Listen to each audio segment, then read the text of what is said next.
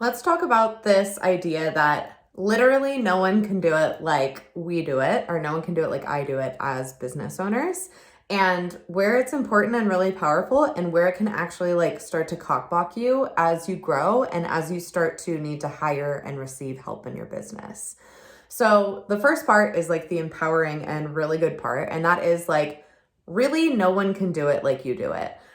If I would have looked at all the, I don't know, thousands, millions of, maybe millions of yoga apparel companies or yoga teachers or healers or business coaches at any stage of my business, I would have looked at all of these things that already exist that are doing the same thing I'm doing.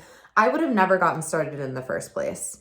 But the thing is, like, no one can do it like I do it. And for my clients and the clients that are right for me, I am right for them. So it is true that no one can do it in the way that I do it. And the same goes for you in your business. I don't care what your title is. I don't care what your business is. Like, there is a special sauce and like a special energy and a way that you can meet people where they're at that relate to what you're doing in a way that literally no one else can. So on the other hand, let's talk about where that starts to cock block you as you start to need to hire people to help your business grow and really start to expand your reach and scale. So I had this story for a really long time, and I used to wear it kind of like a badge of honor of just like literally no one can do my social media copy, no one can write my newsletters, like no one can be the teacher because it has to be me. Otherwise, like it's not right. So the reason why this starts to become a problem is because if that's your attitude and that's your mentality, which at first, like, it's a good thing, right? Or in some ways it's a good thing. If you stay in that mentality, your business is impossible to scale. Like, you are immediately capped and maxed out at as far as you personally can get all the shit done in the way it needs to get done. So something I've been talking about with my clients this past week, the past 2 weeks, and also something I've been really working on in myself is I have this story that it's because it's only me that can do it. But really, it's like a feeling like I either can't trust other people to help me. So it's like I'll keep people at an arm's distance and I don't want to receive their help because I'm afraid of being disappointed. I have a story that people are just going to fuck me over, or they won't listen to my boundaries, or there will just be a misunderstanding and then we'll end up hating each other, which, by the way, are all things reflected in our personal life. So like, this is where like the healing work comes in like the business part, both in building your business and in hiring people. So like all of your communication shit and all of your boundary shit and all of your money shit is going to come up when it's time to hire people. So the first part of this is we're resistant to receive help. And that's like, for those of you like me who are like a recovering people pleaser, we used to call ourselves things like type A or like hyper independent and like, I don't need anyone. For me, it's actually a trauma response. Like I had been, betrayed in these certain ways, or I had let myself get in these certain situations where like shitty things had happened to me. And I then created a story that I either can't trust myself to trust other people, or I just can't trust other people in general.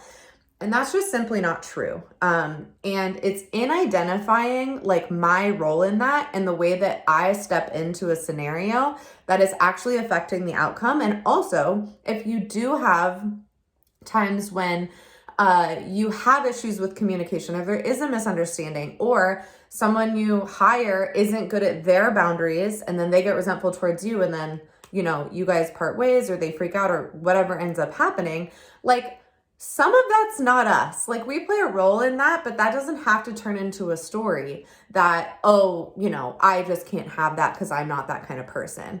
And I invite you to look at any of the places in your life you're like, I think I'm just not that kind of person, and really unpack like how you're putting yourself in a box there, and how you also might be stopping new opportunities from coming to you, or stopping like you even thinking of certain possibilities as a way you can move because of you and not because of anyone else. So I lost my train of thought here, but anyways, I had this story that I couldn't hire anyone. It was impossible. I got to the point where like, holy shit, I have to hire someone.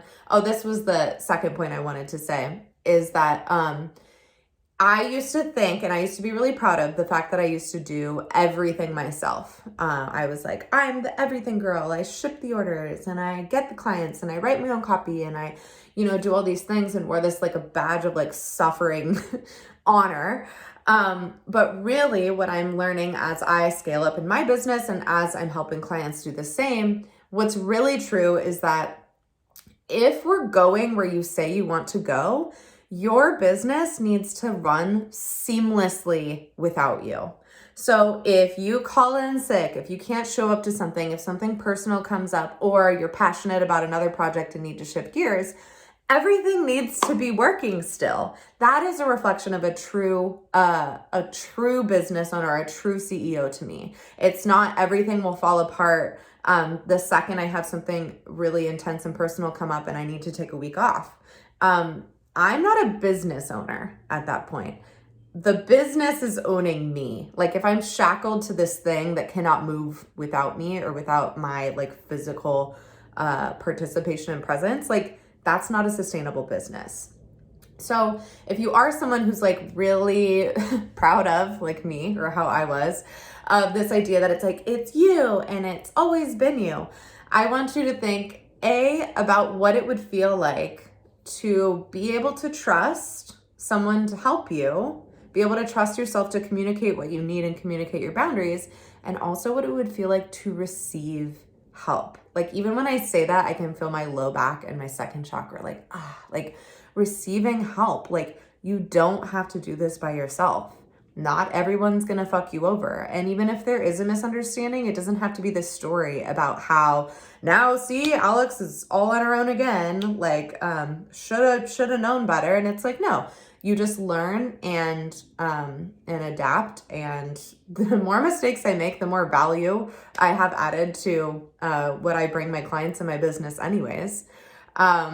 And then on the other hand too, it's like really start thinking and operating from this place where you look at your business and how can you build it and build in these pieces so that it can function without you, so you can fucking rest. And so you can do what you love to do and show up for the parts you love to show up for and nothing else.